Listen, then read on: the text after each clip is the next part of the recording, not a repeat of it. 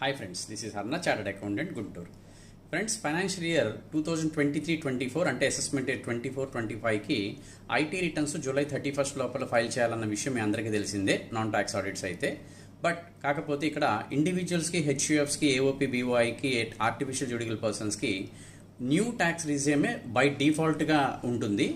In case మీకు new tax regime కాకుండా old tax regime ప్రకారంగా ట్యాక్స్ క్యాలిక్యులేట్ చేసి ఫైల్ చేయాలనుకుంటే ఐటీఆర్ 1 and 2 అప్లై అయ్యే వాళ్ళకైతే కనుక డైరెక్ట్గా మీరు ఓల్డ్ ట్యాక్స్ రిజిమ్ అప్లై చేసుకొని అంటే ఆప్ట్ చేసుకొని ఫైల్ చేసేయచ్చు. వెరాజ్ ఐటీఆర్ 3, 4 and 5 ఫైల్ చేయాలనుకున్న వాళ్ళైతే ఫామ్ 10IE అని ఆ ఫామ్ని ఫైల్ చేస్తేనే మీకు ఓల్డ్ ట్యాక్స్ రిజిము ఆప్ట్ చేసుకునే అవకాశం ఉంటుంది. ఎవరైనా సరే మీరు స్కీమ్ మార్చుకొని అంటే ఓల్డ్ స్కీమ్లోకి వెళ్ళాలంటే జూలై 31 లోపల రిటర్న్ ఫైల్ చేస్తేనే మీకు ఆప్షన్ అనేది అవకాశం ఉంటుంది. Otherwise by default new scheme అనేది ఉంటుంది. దయచేసి అందరూ గమనించండి అండ్ సబ్స్క్రైబ్